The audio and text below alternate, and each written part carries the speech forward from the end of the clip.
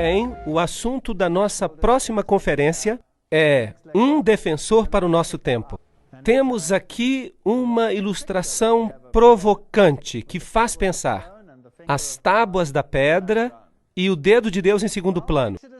E Êxodo capítulo 31, versículo 18 diz: E deu a Moisés, quando acabou de falar com ele no monte de Sinai, as duas tábuas do testemunho, tábuas de pedra escritas pelo dedo de Deus.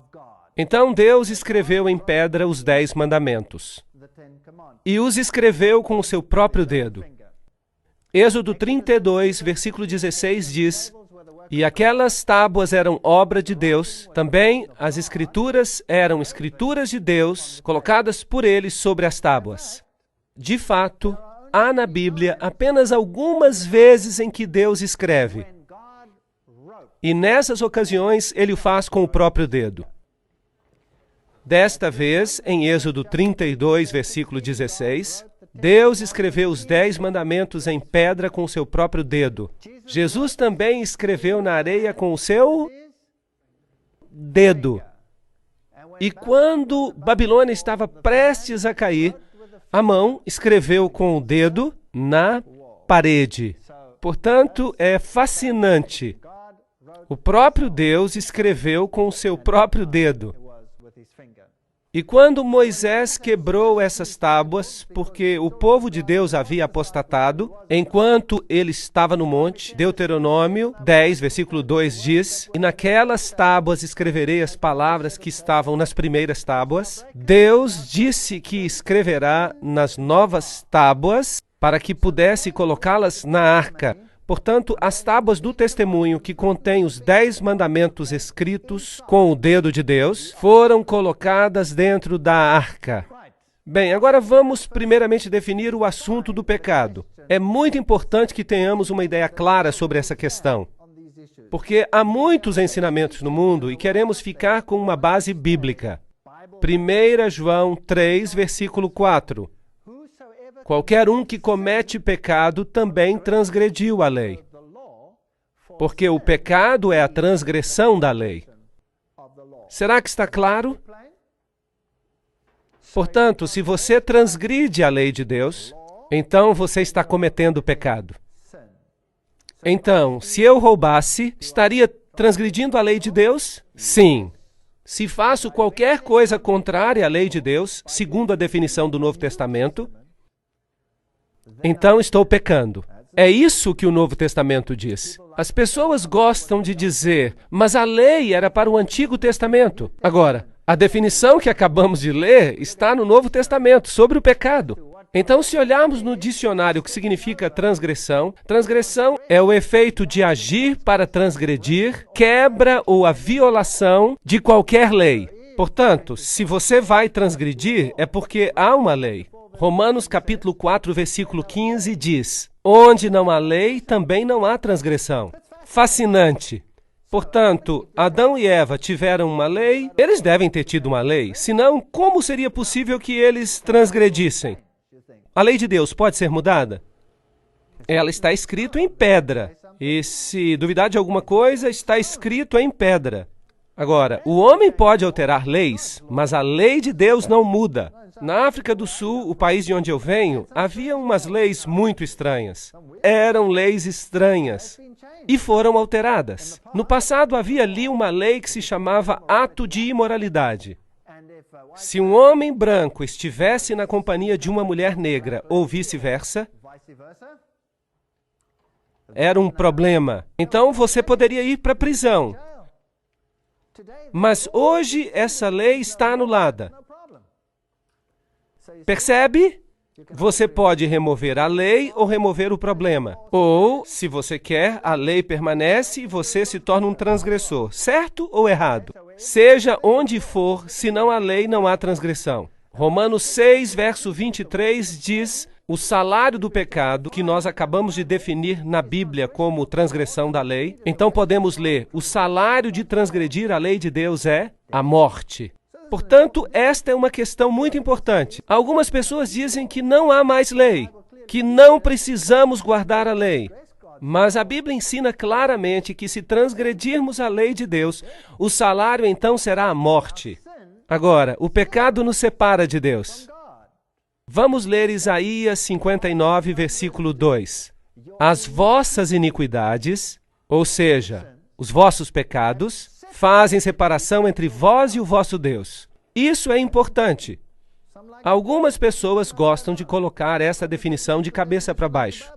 Eu prefiro manter a definição assim como está na Bíblia. O pecado é a transgressão da lei. E se você peca, isso provoca uma separação. Portanto, fomos separados de Deus por causa do pecado. Mas há um meio de resolver esse problema. E esse meio é Cristo. Romanos 6, 23 diz que o salário do pecado é a morte, mas o dom gratuito de Deus é a vida eterna. Portanto, há duas possibilidades. Adão e Eva pecaram, e o salário do pecado é a morte. Duas possibilidades. Ou eliminamos a lei, como no caso da África do Sul, havia uma lei, e era uma lei que não fazia sentido, e a lei foi anulada. Já não há mais lei, então já não há mais transgressão, porque não há mais lei. Faz sentido? Portanto, se eliminamos a lei, isso resolve o problema. Então você está livre. E todos os que estavam na prisão por causa do ato de imoralidade, segundo essa lei, foram libertos. Cristo fez isso? Será que ele anulou a lei? Sim ou não? Não. E o que diz a lei? Morrerá. Mas Cristo poderia ter dito: eu fiz uma lei, mas essa lei era muito dura para vocês. Por isso, vamos anular essa lei. Mas Deus não muda. Portanto, agora estamos num beco sem saída. A lei diz: você certamente morrerá. Mas Cristo não tratou deste problema de forma leve. Se tivesse sido possível para ele retirar a lei, então não seria necessário para ele pagar a pena da lei. Sim ou não? Não. Assim que Cristo veio para morrer, e isso significa que ele pagou a pena, certo? Então, será que a lei ainda é vigente? Sim ou não? Absolutamente. Mas algumas pessoas gostam de dizer que a cruz anulou a lei. Mas eu gostaria de dizer que a cruz é justamente a garantia de que a lei está vigente. A cruz é a garantia de que a lei ainda está vigente. Porque se tivesse sido possível anular a lei, então não teria sido necessária a morte de Cristo. Faz sentido? Ok. E porei inimizade, vocês se lembram do texto? Entre ti e a mulher, entre a tua semente e a sua semente, e esta te ferirá a cabeça e tu lhe ferirás o calcanhar. Haveria inimizade entre o diabo e Cristo, porque pela graça sois salvos mediante a fé, e isso não vem de vós, é dom de Deus. Não vem das obras para que ninguém se glorie. Estes textos são confusos? Não. Posso ser salvo guardando a lei? Não. Sou salvo por meio da graça. Cristo pagou a pena por mim. E ele morreu por mim, e por meio da graça sou salvo. Se eu aceito o seu dom de salvação, estou salvo pela graça.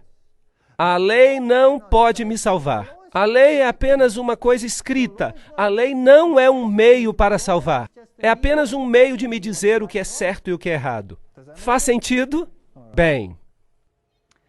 Porque o pecado não terá domínio sobre vós, porque não estáis debaixo da lei, mas debaixo da graça. Pois que pecaremos porque estamos debaixo da lei e não debaixo da graça? O que Paulo diz aqui? De modo nenhum. Em outras palavras, o que ele está dizendo aqui é que a graça me salva. E as obras não podem me salvar. Mas o pecado não tem domínio sobre mim. A transgressão da lei não deve fazer parte da minha vida. Então, agora, por acaso posso pecar? Sim ou não? De modo nenhum. De modo nenhum. A graça estabelece a lei. eu olho para a cruz e digo: uau, Senhor, por que tiveste que sofrer e morrer por mim? E o Senhor me responde: porque tu és um transgressor, e a lei exige que morras. Por isso eu paguei o preço por ti, e fiz justiça. A justiça foi feita. Eu vou dar um exemplo para vocês. Se você tem uma filha pequena, e você tem uma filhinha e vêm os rapazes e a estupram, a violam, a espancam, a mutilam, a estrangulam e a deixam morta. Horroroso. E você está destruído, absolutamente devastado. E você chega ao tribunal e o juiz diz: o que vocês fizeram foi errado, por isso, não façam isso de novo. Agora podem ir. Como é que você se sentiria? Você ficaria irritado, não é? Porque não houve o quê? Justiça. Não se fez justiça. Mas Deus é 100% justo. Deus é também 100% misericordioso. É difícil ser ambos. Por isso, Deus tomou sobre si a pena e pagou o preço. E morreu. Será que ele exige a sua morte também? Agora, esta é uma pergunta difícil. Ele exige que você morra. E que tipo de morte ele exige? Ele exige a morte do velho homem do pecado. Em outras palavras, o velho eu tem que morrer. E o novo eu deve renascer da morte em Cristo, por meio do seu poder e da sua ressurreição. E o novo homem será transformado, e o novo homem transformado em Cristo, vamos então caminhar em Cristo por esta estrada, o caminho da nova estrada nesta vida, e Cristo nos dará a força para fazer o que é certo. Temos uma segunda oportunidade. Temos uma segunda oportunidade, mas, voltando ao exemplo do assassino, que é condenado à morte, então ele se arrepende completamente. E ali está ele. E alguém está disposto a trocar de lugar com ele. E ele tem uma segunda oportunidade. O que fariam estes homens? Será que eles sairiam para matar outra vez? Ou será que considerariam que têm uma nova oportunidade? E diriam: é melhor caminhar por um caminho melhor. Por isso, Deus proíbe que a graça anule a lei. Por isso, nenhuma carne será justificada diante dele pelas obras da lei. Não somos salvos pelo que fazemos ou porque fazemos coisas boas. Por meio da lei vem o quê? O conhecimento do pecado. Romanos 3, 19 e 20. Portanto, a lei não pode me salvar. Só Jesus pode me salvar. Mas a lei pode me dizer o que é certo e o que é errado. Por isso, se eu sei o que é certo e não o faço, então para mim será o quê? Pecado. Ok. Então a lei me diz o que é pecado. Romanos 3, verso 31 diz: anulamos, pois, a lei pela fé? O que diz o texto? De maneira nenhuma. Antes, estabeleceremos a lei. É incrível como o pensamento de Paulo é distorcido sobre este ponto específico. Porque as pessoas acreditam que estão sob a graça e dizem que a obediência à lei é uma coisa judaica. Não, não, não, não. A Bíblia ensina que estamos sob a graça e que as obras não podem nos salvar. Podemos fazer tudo o que é bom, se não aceitarmos a Cristo, não seremos salvos. Porque só nele há salvação. Mas a lei me ensina o que é certo e o que é errado. Quando eu estou em harmonia com Cristo, eu vou guardar os seus mandamentos. Jesus diz: se me amais, guardareis os meus mandamentos. Romanos 3, versículo 31. E assim a lei é santa e o mandamento santo, justo e bom. Romanos 7, versículo 12. Portanto, a Bíblia me ensina claramente que a cruz não substitui a lei. Em vez disso, ela a estabelece. Estabelece a autoridade da lei. Porque se tivesse sido possível tirar a lei, então Cristo não precisaria ter vindo para morrer. Portanto, agora nenhuma condenação há para os que estão em Cristo Jesus, que não andam segundo a carne, mas segundo o Espírito. O Espírito gosta do pecado? Não. O Espírito não gosta do pecado. Assim que, se você está em Cristo, dizendo ao Senhor, quero fazer a tua vontade, mostra-me o que é certo e o que é errado, e a fazer o que é certo. O pecado quebrou essa relação, e Deus fez para Adão e para sua mulher túnicas de pele, para vesti-los. Gênesis 3, versículo 21. É que eles tinham perdido as suas vestes de justiça. E Deus, na sua misericórdia, disse, vou cobri-los outra vez. E Ele lhes dá a promessa do Messias, que os recobre de justiça. Assim, o primeiro símbolo da morte foi um animal que morreu. Certo ou errado? Sim, o animal morreu e se tornou um tipo de Cristo, que iria morrer por nós. Agora vamos dar uma olhada em outra lei, que é a lei cerimonial e dizia respeito a todas as festas, regras e regulamentos que Israel tinha que cumprir. Agora, lembre-se, os 10 mandamentos foram escritos como? Lemos que pelo dedo de Deus. Foram escritos em pedra.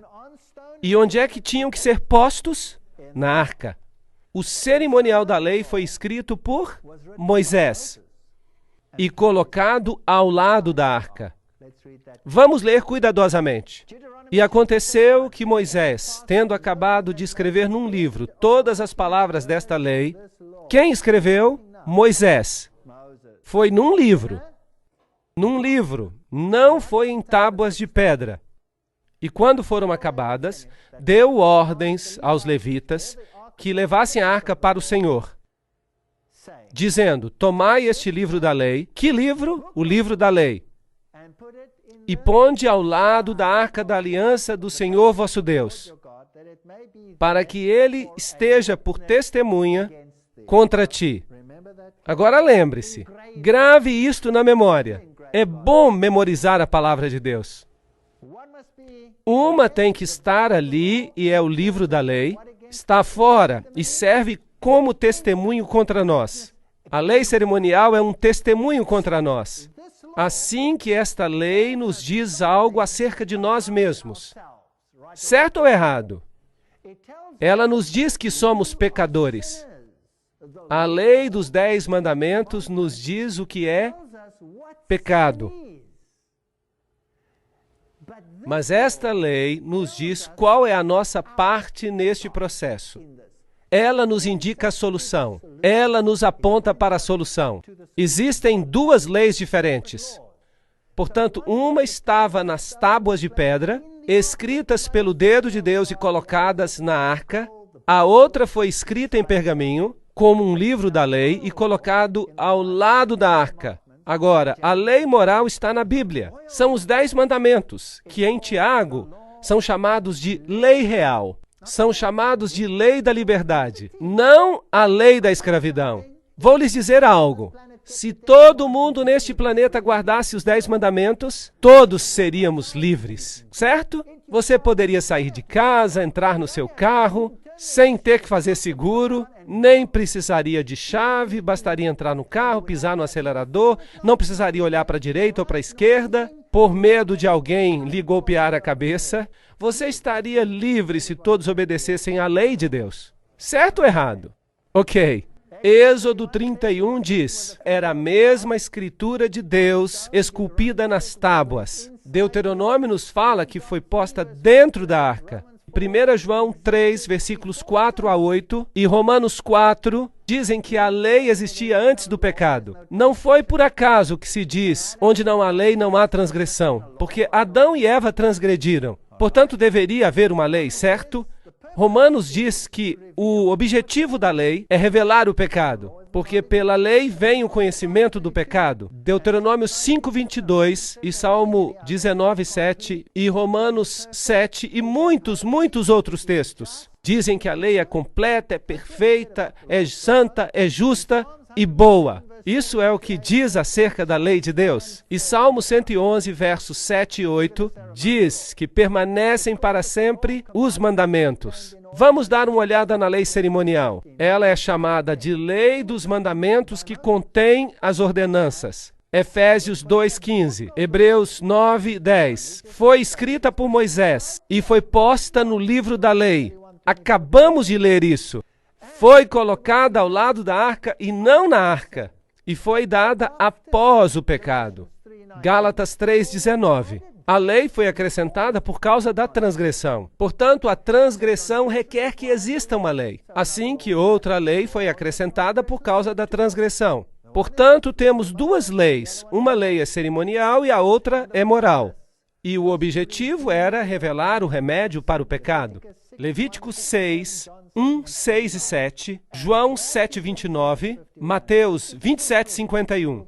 É temporária e caducará. Agora, temos que saber muito bem do que estamos tratando, de que lei estamos tratando, e precisamos entender os dois lados da questão, porque a Bíblia usa simplesmente a palavra lei para as duas. E você precisa descobrir a partir do texto se ele está falando acerca da lei cerimonial ou da lei moral. É difícil e você pode ficar muito confuso se você não conhece exatamente esta definição. Você tem que conhecê-la com exatidão, de modo que, assim como era, havia uma lei moral que estava dentro da arca e acima da arca havia uma cobertura de ouro que era chamada de propiciatório.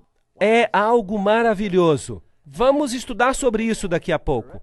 E também o livro da lei escrito por Moisés com todas as leis cerimoniais e posto ao lado da arca. Existem 4 evangelhos escritos na Bíblia. São os evangelhos de Mateus, Marcos, Lucas e João. E as pessoas perguntam, por que as histórias se repetem? Qual é a vantagem disso? Pois bem, há muitas vantagens, porque cada um tem um ponto de vista diferente. Mateus fala sobre Cristo, o Rei. Marcos fala sobre Cristo, o servo. Lucas fala sobre Cristo, o homem. E João fala de Cristo, o divino. Portanto, aqui há vários aspectos da divindade. Agora, vamos dar uma olhada nos 5 livros de Moisés e vejamos. Gênesis é o livro das origens, a queda e a promessa da redenção. Assim que Cristo está aí. Êxodo, Cristo no santuário. E vamos tratar deste tema também. Ele é incrível, maravilhoso. Levítico, Cristo nosso sacrifício. O Cordeiro de Deus que tira o pecado do mundo. O Cordeiro representa quem? Representa a Cristo. Portanto, Levítico é Cristo nosso sacrifício. Números é Cristo o nosso guia. E Deuteronômio, Cristo a nossa recompensa. Portanto, os 5 primeiros livros da Bíblia nos dão o plano da salvação, sob a forma de um esboço. Nos falam da lei, e a lei cerimonial nos fala sobre o remédio para o pecado, e já que a solução está em uma pessoa, todos esses textos falam apenas de um único indivíduo, e este é Jesus Cristo. Vejamos se podemos encontrar isso. Gênesis capítulo 26, versículo 5. Um texto fascinante. Porquanto Abraão obedeceu a minha voz e guardou o meu mandado e os meus preceitos e os meus estatutos e as minhas leis.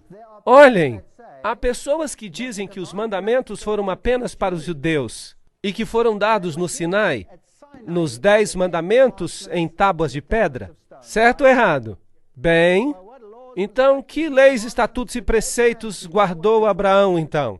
Isso era antes dos judeus? Evidentemente, ele obedeceu aos mandamentos de Deus. Então, os mandamentos já existiam neste tempo. Estavam desde o princípio.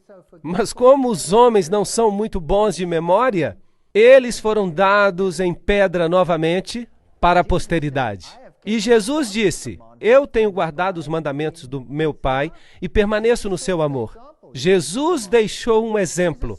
Ele obedeceu aos mandamentos. Jesus diz, não cuideis que vim destruir as leis. Ele se refere aqui ao Pentateuco, os 5 primeiros livros de Moisés, os livros que continham as leis dos 10 mandamentos. Assim que nem um jota, nem um tio seriam omitidos. E isso inclui os 10 mandamentos. E os profetas, tudo isso que foi dito pelos profetas. Não vim destruir, mas cumprir. Porque em verdade vos digo que até que o céu e a terra passem, nem um jota nem um tio se omitirão da lei, sem que tudo seja cumprido. Assim que, se você olhar para Jesus, você vai ver que ele não veio mudar nada. Ele veio cumprir. Aqui está o cumprimento da lei cerimonial, e ele é a solução para o pecado. E ele veio porque a lei dos 10 mandamentos havia condenado a todos os homens à morte. Mas ele veio para fazer justiça e pagar o preço. Portanto, na cruz, a justiça e a misericórdia se encontraram. Incrível! Jesus diz, é mais fácil passar o céu e a terra do que cair um tio da lei. Lucas 16, verso 17. Você percebe que a lei permanece? Sim ou não? Ok. Já esclarecemos isso. 1 João 5, verso 3. Este é o amor de Deus, que guardemos os seus mandamentos. E os seus mandamentos não são pesados. Agora as pessoas dizem, eu não posso guardar a lei de Deus, isso é impossível. Eu tenho ouvido pastores dizendo a mesma coisa. Pastores que dizem que é impossível guardar os mandamentos de Deus e que não temos que guardar os mandamentos de Deus. E eles dizem, de fato, que os mandamentos de Deus foram abolidos. E eu respondo, pastor, me empresta a sua esposa hoje à noite?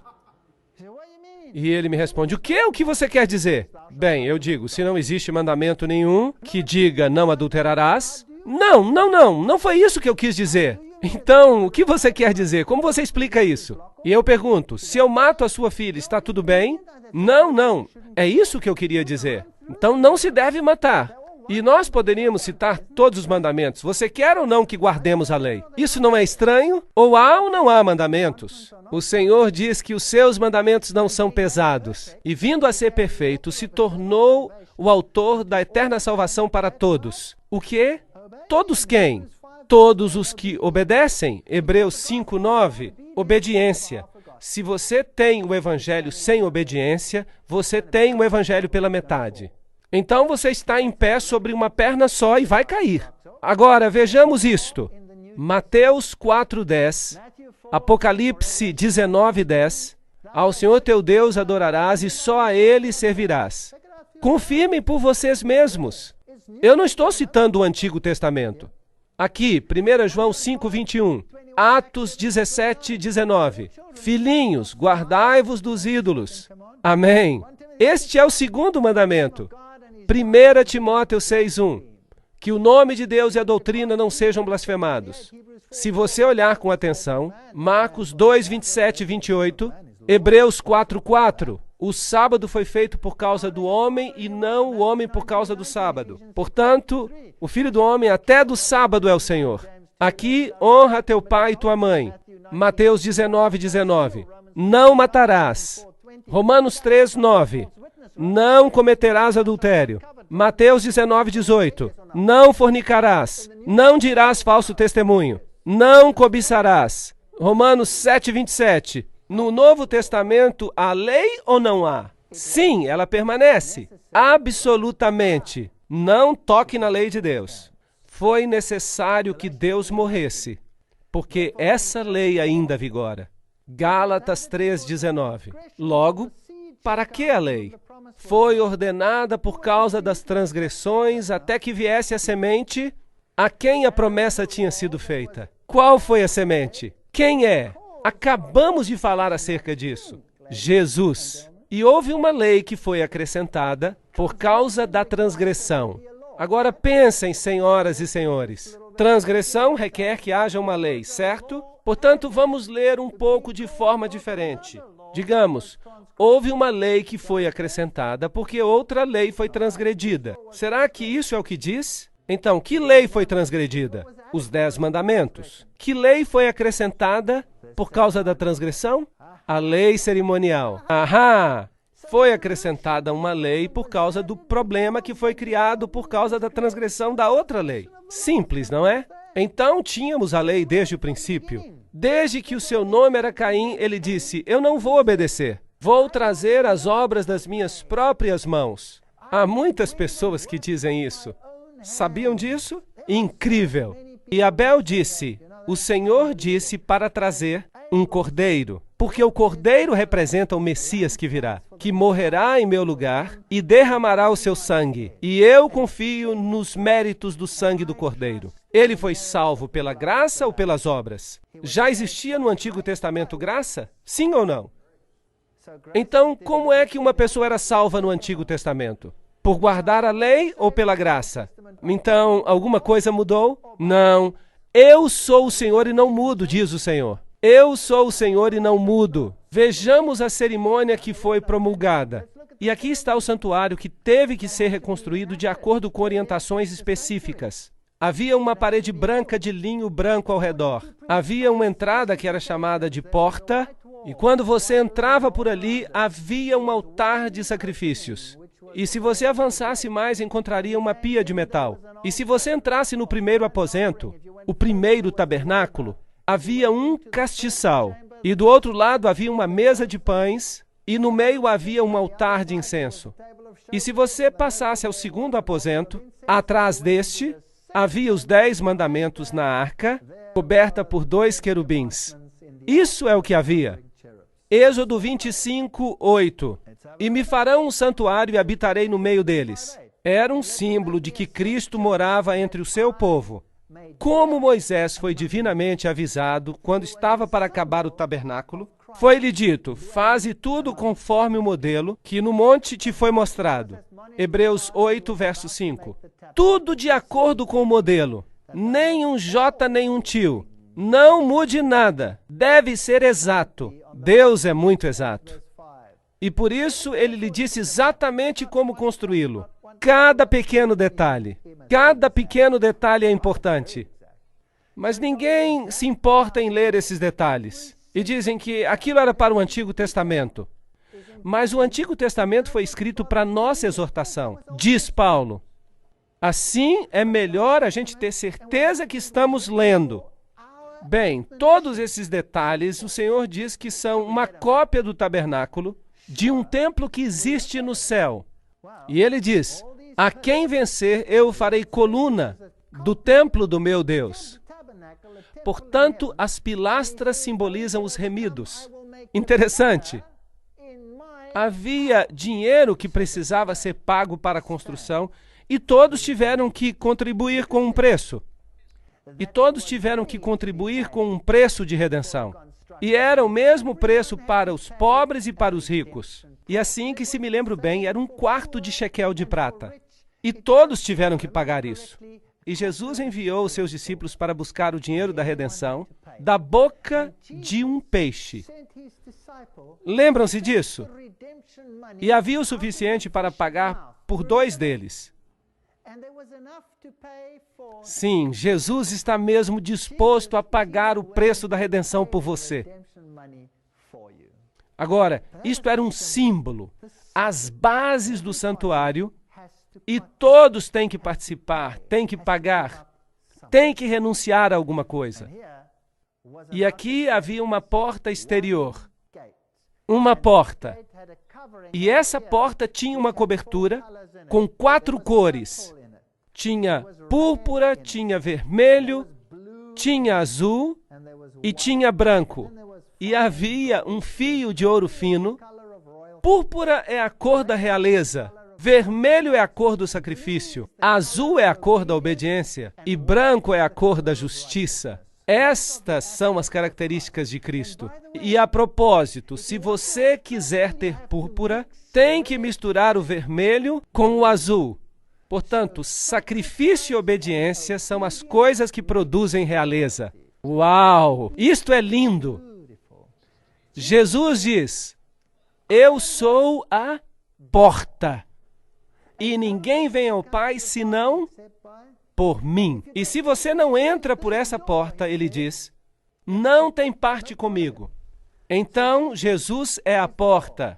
Havia apenas uma dessas portas, mas depois havia uma outra por aqui. Esta era chamada de porta, e era do mesmo material.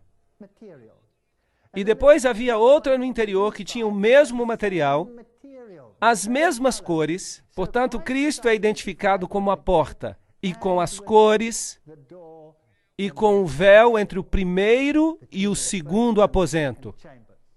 E se você vem por aqui, a primeira coisa que você vai encontrar é o altar do sacrifício. E o que acontecia ali? Um sacrifício. E a quem se representava nesse sacrifício? A Cristo. Então, o linho branco em volta é a justiça de Cristo. Quando você passa pela porta, em outras palavras, quando você aceita a salvação por meio de Jesus Cristo, é envolvido pela justiça de Cristo. Isso é lindo. É isso que se chama justificação. Você se encontra diante do altar de sacrifício e há um cordeiro e você é testemunha do sacrifício do Filho de Deus em símbolo para tirar os seus pecados. Hebreus 9:24 diz que Cristo não entrou no santuário feito por mãos humanas, figura do verdadeiro, porém no céu mesmo, para agora comparecer por nós diante da face de Deus. Portanto, o santuário terrestre era uma cópia do santuário celestial, onde Cristo é o nosso sumo sacerdote. Hebreus 9, verso 8 diz: o caminho do santuário não estava descoberto enquanto se conservava em pé o primeiro tabernáculo. O ministério de Jesus no céu só podia começar depois que o seu ministério na terra fosse concluído.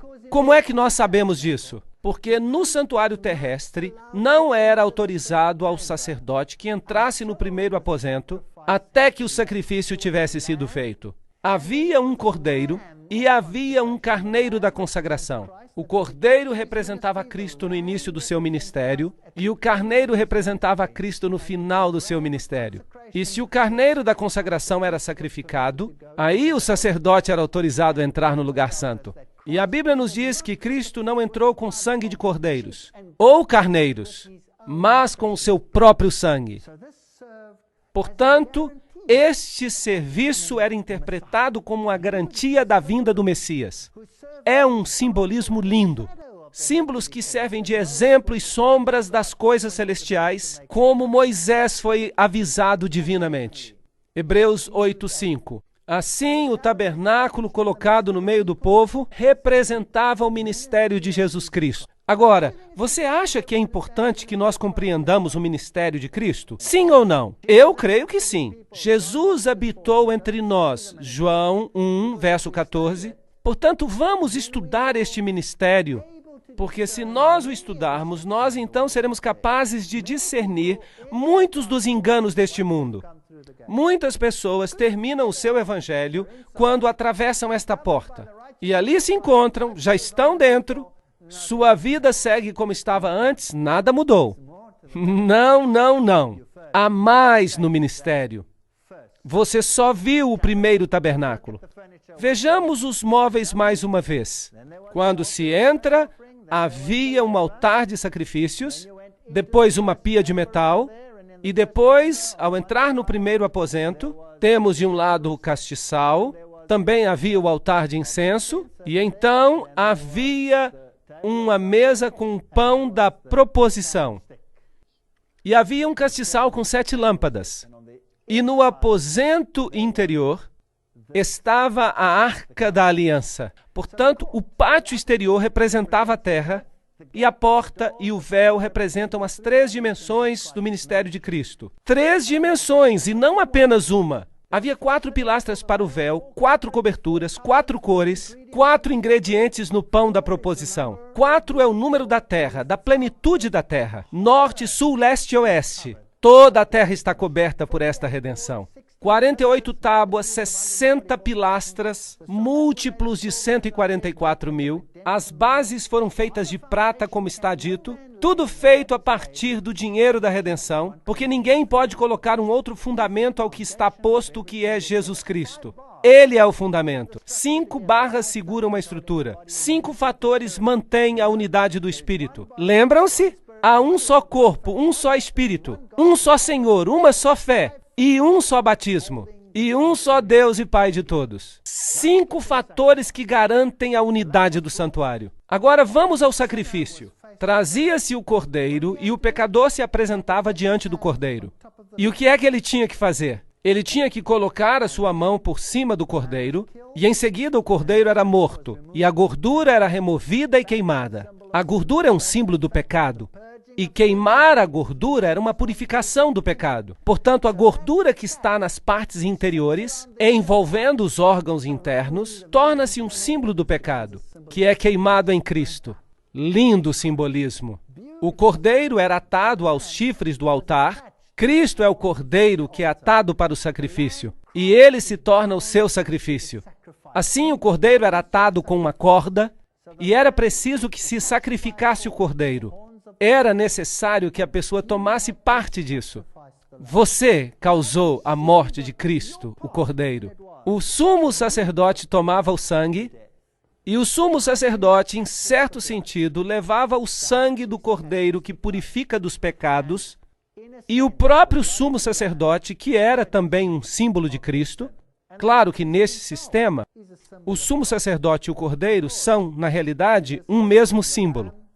Mas, naturalmente, o cordeiro acaba morto depois do processo. Então, o sumo sacerdote representa a Cristo. Em certo sentido, o Cristo ressuscitado. Levítico 4, 27 a 31 diz que se alguma pessoa do povo desta terra pecar por ignorância, atentando contra algum dos mandamentos do Senhor, então trará como sua oferta uma cabra sem defeito, pelo pecado que cometeu, e lhe porá a mão sobre a cabeça, para se tornar uma oferta de expiação pelo pecado, e a oferecerá no lugar do holocausto. E o sacerdote faria expiação por essa pessoa, como Cristo faz expiação por nós. Então o sacerdote é um símbolo. Então o pecado era perdoado. Há um plano para nos livrar do pecado. Assim, é preciso pôr as mãos sobre o cordeiro. Vamos ler o que diz a enciclopédia judaica sobre o assunto. Diz: a colocação das mãos sobre a cabeça da vítima é um rito ordinário pelo qual a substituição e a transferência dos pecados são realizadas. Em cada sacrifício há a ideia de substituição. A vítima toma o lugar do homem pecador. Agora eu tenho uma pergunta. O evangelho também lhes foi pregado? Sim ou não? Não lhes foi pregado como é pregado a nós. Foi pregado com símbolos. Se tivessem estudado a cerimônia, eles teriam percebido o ministério de Cristo através dela, mas começaram a usar a cerimônia como um ritual. E quando se ritualiza algo, então perde-se o verdadeiro significado. Então o sumo sacerdote, o cordeiro, o sangue, tudo aponta para Jesus Cristo, que é o Cordeiro de Deus que tira o pecado do mundo. João 1, verso 29. Ei-lo, olhem para ele. Aí está a tipologia. É fascinante. Quando Abraão teve que sacrificar a Isaque, e ele tinha que fazê-lo no Monte Moriá, o mesmo monte onde depois o templo foi construído.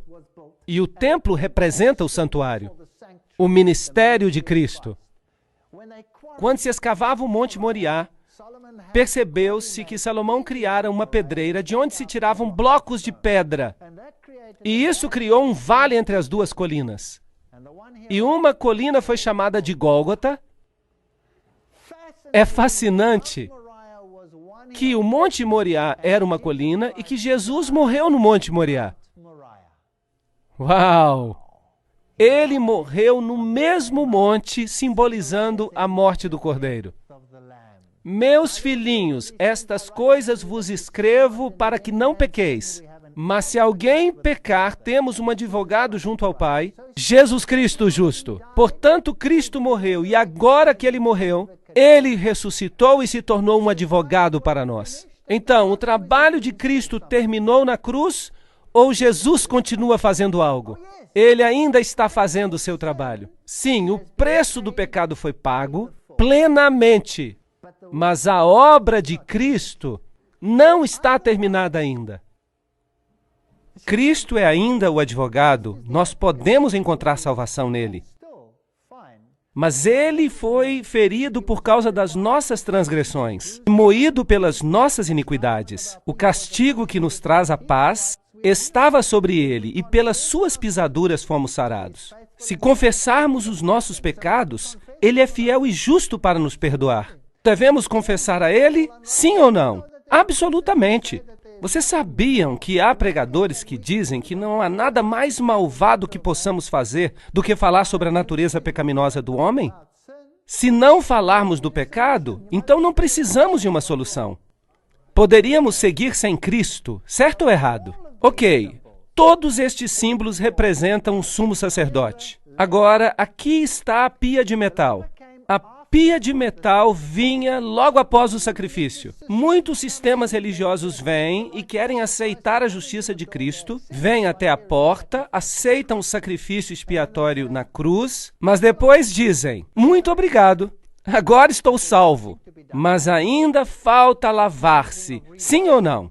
A limpeza pelo renascimento, uma mudança deve ocorrer no caráter. Algo tem que acontecer, de modo que a pia de metal representa a lavagem por água. Ali está, e você se lavava na pia de metal, o sacerdote fazia isso como um símbolo, porque um tabernáculo estava preparado, o primeiro, em que havia o candelabro e a mesa e os pães da proposição. Isso se chama santuário. E o sumo sacerdote entrava nele diariamente, mas não sem sangue. Agora, isto é o que acontecia. Imagine isto. O pecador traz o cordeiro é abatido, as entranhas são queimadas, e o que sobra do cordeiro é finalmente queimado fora da cidade. E isso simboliza que Jesus ia morrer fora, que ele seria morto e eliminado fora da cidade. Então, o sumo sacerdote cozinharia uma porção, uma pequena porção como parte cerimonial, mas os críticos nos dizem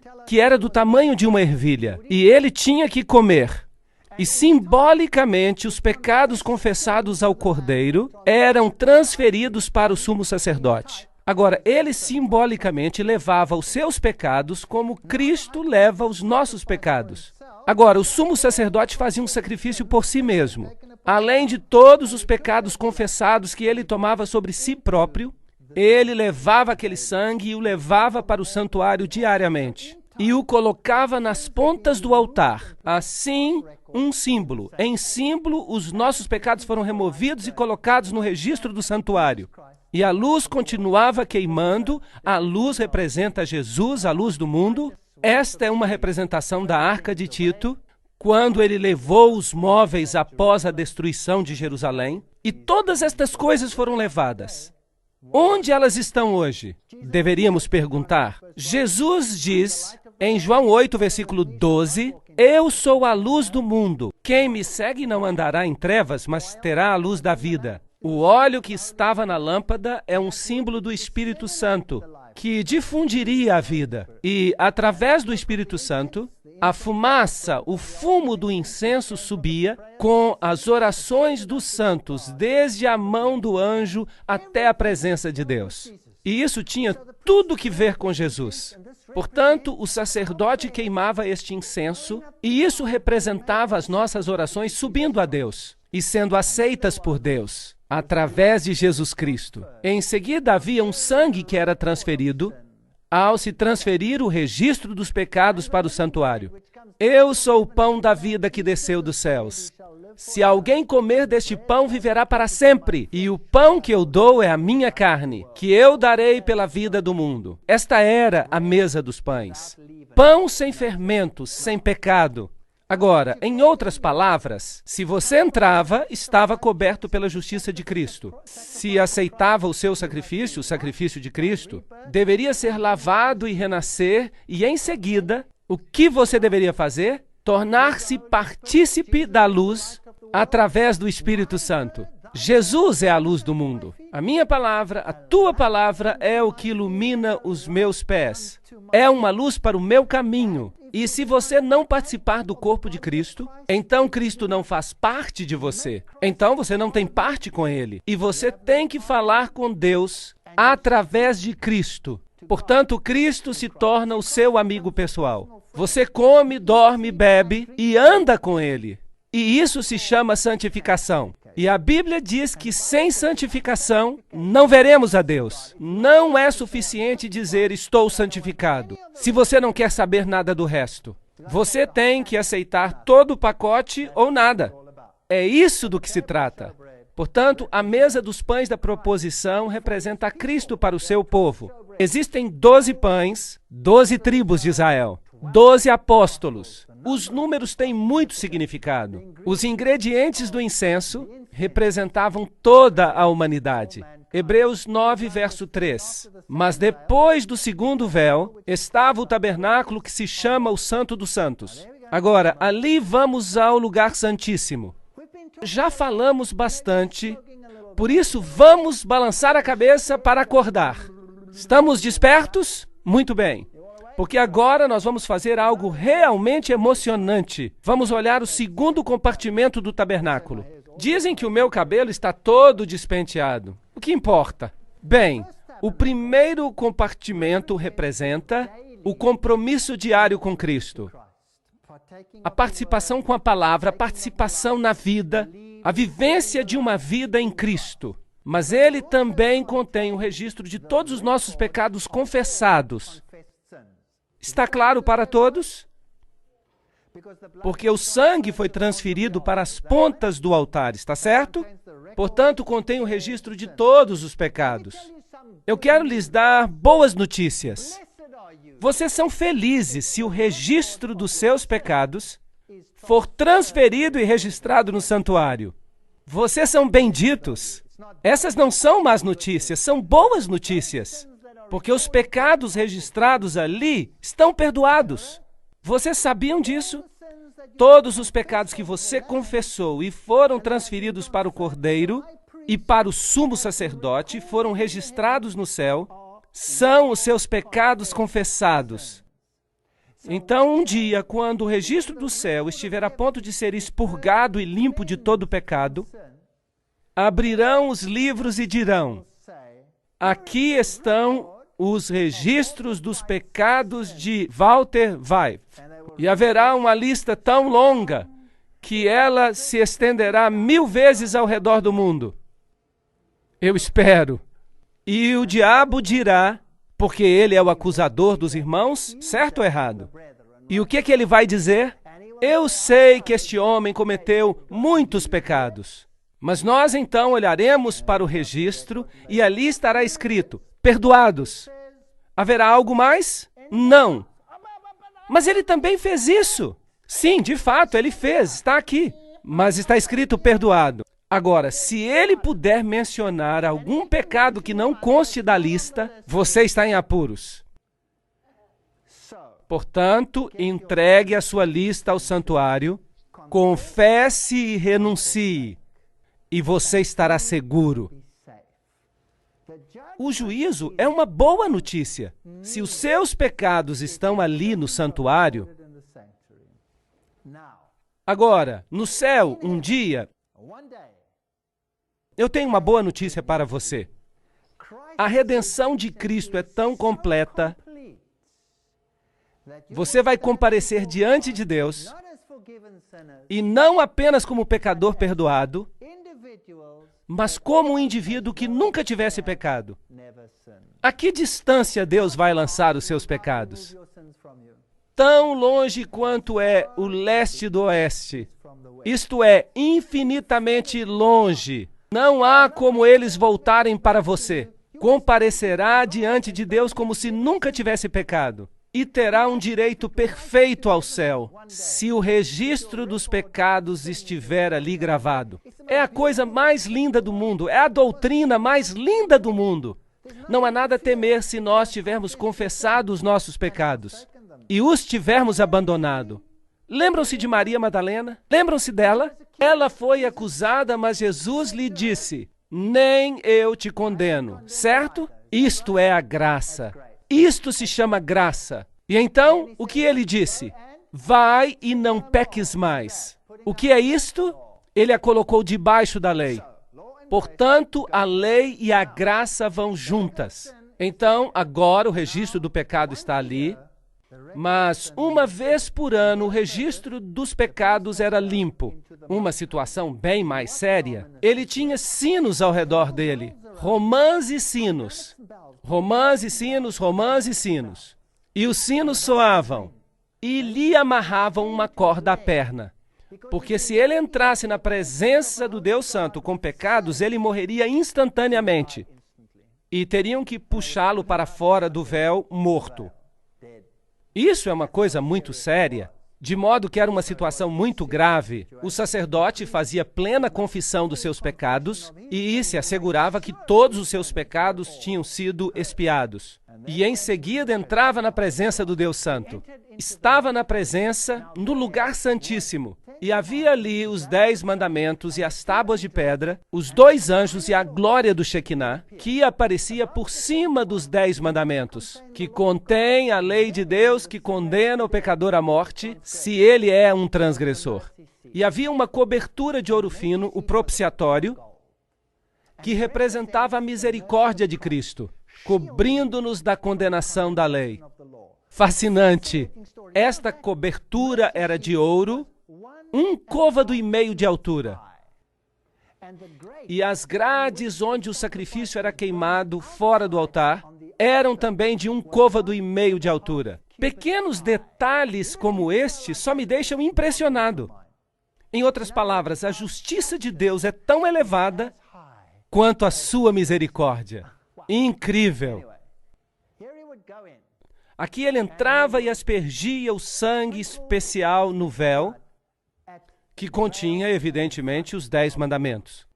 Muita paz têm os que amam a tua lei, e para eles não há tropeço. Salmo 119, 105. Olhem para os móveis. Havia o altar de sacrifícios, a pia de metal, em seguida, de um lado, a mesa dos pães da proposição, do outro lado, o castiçal, e então o altar do incenso, em seguida, a arca. Era em forma de cruz. Era em forma de cruz e a sua sombra. Lindo. Ora, quando estas coisas estavam preparadas assim, durante todo o tempo entravam os sacerdotes no primeiro tabernáculo cumprindo o serviço, representando a santificação na vida. Portanto, temos um grande sumo sacerdote, Jesus Cristo, Filho de Deus. Hebreus 4:14.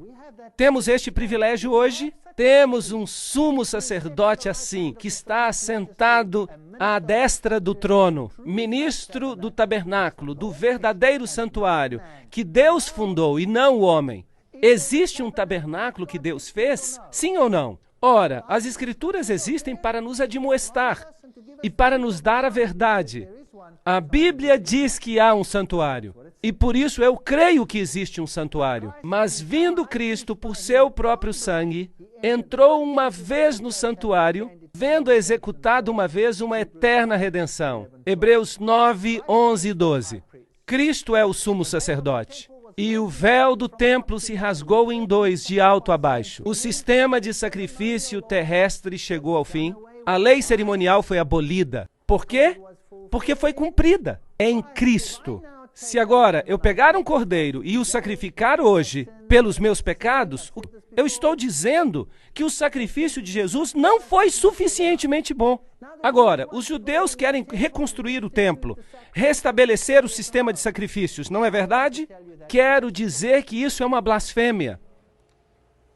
E jamais me lembrarei dos seus pecados e das suas iniquidades. Ora, onde há remissão destes, não há mais oferta pelo pecado. Tendo, pois, irmãos, ousadia, para entrar no lugar santíssimo pelo sangue de Jesus, pelo novo e vivo caminho, temos um novo pacto com Cristo, e é o mesmo que o antigo, mas este foi cumprido em Cristo, e agora eu olho para Jesus. Eu não tenho mais que olhar para os cordeiros e carneiros, tenho que olhar para Jesus. Portanto, o templo foi realmente eliminado e deve continuar assim.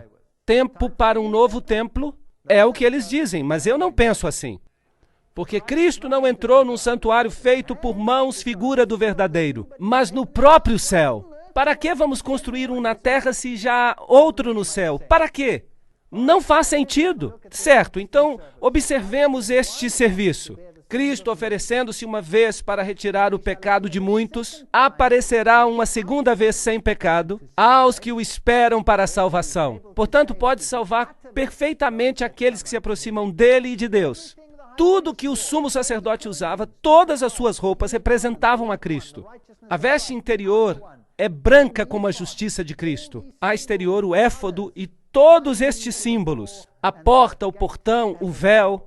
Cada pedra, as 12 pedras, as 12 tribos, tudo remete ao tabernáculo. Mesmo o teto do tabernáculo. O revestimento exterior era de pele e representa a humanidade de Cristo. Em seguida, você tem as cores que estão associadas com as portas. Portanto, a pele de texugo simboliza a Cristo, que velou a sua divindade com a humanidade. Cristo Salvador, peles de carneiro, tingidas de vermelho, Cristo no seu sacrifício, a cobertura de pelos de cabra, a justiça de Cristo e no interior um revestimento real azul, escarlate e púrpura. Cristo Salvador exaltado, isto é fascinante. Agora, as 7 festas judaicas anuais também estão associadas ao serviço do templo. Isto está tudo escrito na lei de Moisés. Havia o tipo e o antítipo. Havia a Páscoa judaica, que representava o sacrifício do cordeiro, representava a crucifixão. Notem que era no mês de Nissan, 14. Em seguida, havia a festa dos pães asmos, no dia seguinte. Este é Cristo, corpo de Cristo. Cristo na tumba, Nissan 15. E então tinha uma festa das primícias em Nissan 16. Assim temos 14, 15 e 16, os 3 dias da crucifixão, sexta, sábado e domingo da ressurreição. Assim que até nas suas festas anuais estavam celebrando a obra de Cristo. Isto é surpreendente, é incrível. E em seguida havia a festa das semanas, que era em Sivan 6. 50 dias depois, era o Pentecostes. E esse celebrava a doação da lei, as ferramentas da justiça, como é correto em termos de sua obediência. A graça provém de Deus, e agora estavam totalmente equipados, ao mesmo tempo em que foram enviados a pregar Cristo, a solução para o problema do pecado. A lei define o pecado, o problema do pecado, e Cristo é a solução para o problema do pecado. Portanto, o custo da redenção é Cristo. Portanto, as 5 trombetas, a festa das trombetas, em Tisri, era o prenúncio do juízo e do movimento adventista, o dia da expiação, o juízo do pré-advento, Tisri 10, e em seguida a festa dos tabernáculos e o regresso para casa. E agora vejam isto, o dia da expiação e a colheita da redenção viria depois. Portanto, a purificação do santuário terrestre, isto é uma ideia magnífica do dia do juízo. Isto é o que representava. Portanto, soavam as trombetas, tan, tarantan, e traziam 2 caprinos. E um era chamado bode do Senhor, e o outro era Azazel.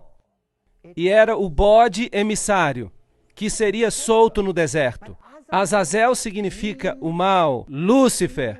Então eles lançavam sortes, e o bode emissário era conduzido para o deserto, e não era sacrificado, ele não morria.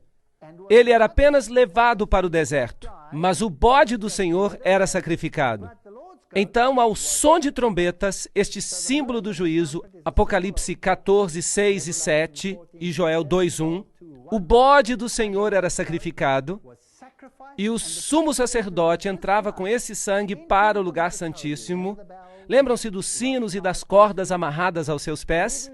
Hebreus diz: mas no segundo aposento, o lugar santíssimo, só o sumo sacerdote, uma vez por ano, entrava, não sem sangue. Levítico 16, 19. E daquele sangue aspergirá sobre o altar com o seu dedo 7 vezes e o purificará. Portanto, isto purificava o santuário das imundícias dos filhos de Israel e o santificava.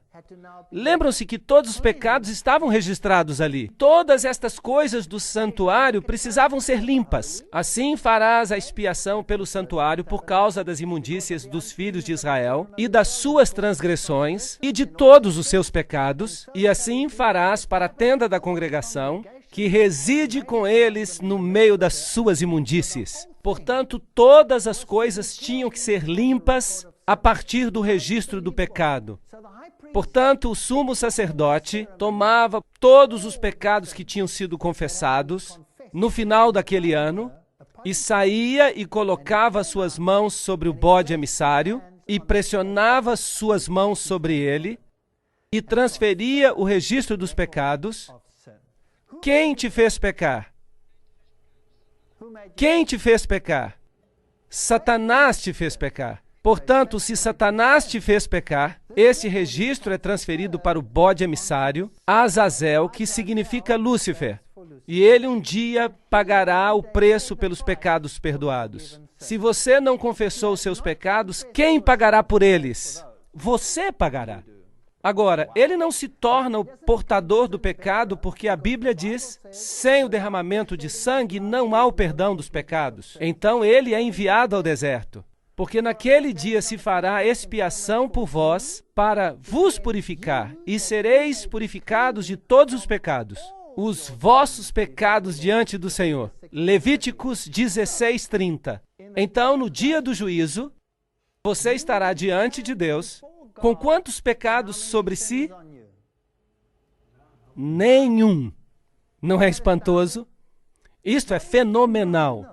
A purificação por Jesus é total, de pé, diante de Deus, como se nunca tivesse pecado. A sua redenção é completa. Vinde então e arguí-me, diz o Senhor, ainda que os vossos pecados sejam como a escarlate, eles ficarão brancos como a neve. Ainda que sejam vermelhos como o carmesim, se tornarão brancos como a branca lã. Se confessarmos os nossos pecados, isso é muito importante, Ele é fiel e justo para nos perdoar os pecados e nos purificar de quanta injustiça? De toda a injustiça. Há pregadores que falam o oposto disso. Dizem que não há maior dano que possa ser feito do que pregar acerca da condição pecadora do homem. Mas temos que reconhecer e confessar os nossos pecados se desejamos ser participantes da salvação. Portanto, esse era um período de confissão final, de purificação, um tempo de juízo. E aqueles que não participavam eram cortados do povo. Esta é a mensagem do santuário, a purificação do santuário. E ele me disse, até 2.300 tardes e manhãs e o santuário será purificado. Daniel 8:14. Chegará um tempo em que Cristo entrará no seu segundo aposento e começará a purificação do santuário. E nós trataremos desta profecia dos 2.300 anos em uma outra conferência. Em 2.300 dias o santuário será purificado. Segundo a Bíblia, este julgamento tomará lugar. E eu continuei olhando e foram postos uns tronos até que o ancião de dias se assentou e se assentou o juízo e se abriram os livros. E eis que veio um como filho do homem e se dirigiu ao ancião de dias. E o fizeram chegar até ele, porque há determinado um dia em que há de julgar o mundo. Atos 17:31. É melhor que tomem nota do juízo. Está vindo. Segundo aos Coríntios 5:10. Porque todos precisaremos comparecer diante do tribunal de Cristo, para que cada um receba segundo o que tiver feito por meio do corpo, ou bem ou mal. Portanto, onde você gostaria que os seus pecados estivessem? Na sua cabeça ou nos registros do santuário? Ei, é melhor tê-los no registro do santuário. O Senhor julgará o seu povo. Há uma lista, e se essa lista for bem longa, bom, é bom para você. Mas se essa lista for curta demais, você pode estar em apuros. Portanto, examine-se a si mesmo se você está no Senhor. Eis que cedo venho, e o meu galardão está comigo, para dar a cada um segundo a sua obra. Apocalipse 22:12. A vinda do Senhor irá revelar estas coisas. Penso que não temos nada a temer. Os 2.300 dias têm um tempo específico. Começa em 457 a.C. e se temos 2.300 dias ou anos, chega até 1844. É um tempo interessante. É um tempo muito interessante. Foi nesta época que o Manifesto Comunista foi escrito, esta época em que foi divulgada a teoria da evolução ao mundo, precisamente em 1844. Foi esta época em que houve um grande choque entre o Messias e o não Messias. A música do mundo foi escrita sobre a criação. Temei a Deus e dai-lhe glória, porque é vinda a hora do seu juízo. Qual será a norma de julgamento? Vamos perguntar à Bíblia. Assim falai e assim procedei. Como devemos ser julgados pela lei da liberdade? A lei vai ser o padrão de julgamento. Tiago 2, verso 2. Vamos ouvir a conclusão de toda a questão. Eclesiastes 12, 13 e 14. Temei a Deus e guardai os seus mandamentos, porque isto é o dever de todo homem. Porque Deus há de trazer a juízo toda obra, e até tudo que está encoberto, quer seja bom, quer seja mal. Será que ouvimos muito falar sobre isso no mundo hoje? Não, não, não. Se me amais, diz Jesus, guardareis os meus mandamentos. Amados, se o nosso coração não nos condena, temos confiança para com Deus, e qualquer coisa que dele pedirmos, dele receberemos, porque guardamos os seus mandamentos e fazemos o que é agradável à sua vista. 1 João 3, 21 e 22. É tão simples assim. Peça perdão a Deus, e o seu registro de pecado confessado será feito no céu. Vai e não peques mais. Come o pão da vida, bebe da água da vida. Toma a luz do mundo, a luz viva. Come e bebe da tua religião. Não é bom ter uma religião pela metade. E então, quando Cristo voltar, estarás limpo de toda a tua injustiça. Tudo isto, nenhum deles estará sobre a tua cabeça, nenhuma mancha. A justiça de Cristo te cobrirá novamente. Se confessarmos os nossos pecados, Ele é fiel e justo para nos perdoar os pecados e nos purificar de toda injustiça. 1 João 1, verso 9. Arrependei-vos, pois, e convertei-vos para que sejam apagados os vossos pecados. Este é um evangelho que não escutamos hoje em dia. Mas esta é a verdade, senhoras e senhores. Esta é a verdade. Crê no Senhor Jesus e será salvo. Mas acreditar é fé, e a fé sem fazer algo, sem obras, é inútil. Quem é injusto, faça injustiça ainda. E quem está sujo, suje-se ainda. E quem é justo, faça justiça ainda. E quem é santo, seja santificado ainda. Apocalipse 22, 11. Muito em breve esse decreto vai sair, e a porta da graça fechará. E se você estiver no lugar imundo, será tarde demais. Você permanecerá imundo. Se você estiver do lado justo, permanecerá justo. E muito em breve o Senhor virá. O Senhor não retarda a sua promessa. Ele é longânimo para conosco, não querendo que ninguém se perca, mas que todos cheguem ao arrependimento. Às vezes eu me pergunto, quando eu vejo o mundo desta forma, Senhor, por que tu não vieste ainda? Há gente que diz que Deus vai ter que pedir desculpas a Sodoma e Gomorra se não voltar logo, porque as coisas estão tão más. Mas eu sei que o caráter de Deus é muito paciente. Aqui está a paciência dos santos. Aqui estão os que guardam os mandamentos de Deus e a fé de Jesus. Jesus virá em breve. Em breve virá sobre as nuvens. E esta é a minha oração. Que cada um de nós tenha um entendimento correto do que significa servi-lo. O serviço não significa simplesmente cantar aleluias. Significa aceitá-lo como Salvador pessoal. Meu Salvador pessoal e meu Rei. E um rei é alguém a quem tem que se obedecer. Não porque ele queira mandar em mim, não. Jesus, o Senhor, demonstrou que veio para lavar os pés, não é verdade?